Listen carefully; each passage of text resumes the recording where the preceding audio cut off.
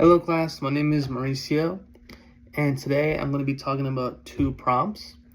The first prompt is going to be, what are the key problems in maintaining a competitive advantage in embryonic and growth industry environments? What are the dangers associated with being a leader in an industry?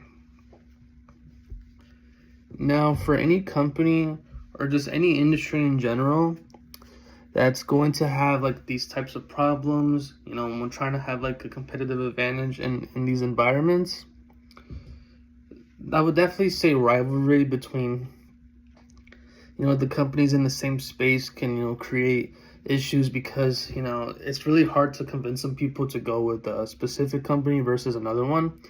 Even though they do provide like the same services, it's kind of hard to have that marketing sales point to get that sale. But in an embryonic and growth industry environment, so essentially that just means that in a company that's like constantly growing, it's really hard for a leader to stay on top of everything without a solid team, because everything is constantly growing. Some of the key problems would be keeping up with inventory, making sure everything is the point of sale is correct with everything.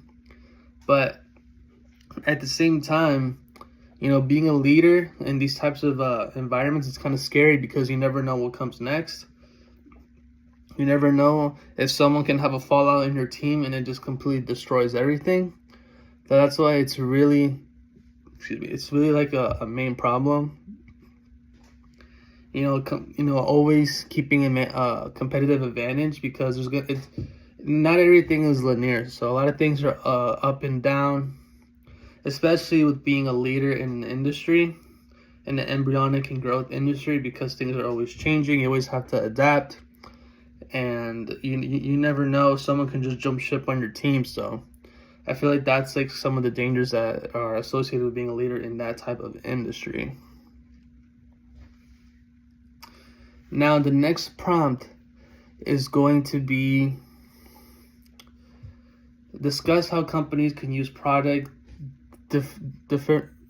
differentiation, and capacity control to manage rivalry and increase in industry's profitability. Now, what I was talking about earlier with the rivalry, there's a lot of ways to convince someone to get that point of sale when someone else has the same service.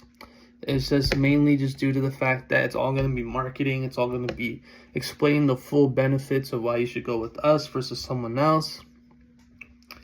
And the capacity control to manage rivalry. So essentially that just means keeping up with the other teams.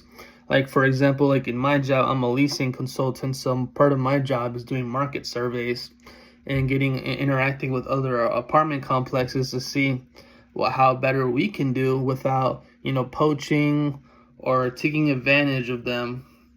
So that's like a way of capacity control, which is like making sure that nothing is overflowing, nothing is being underturned.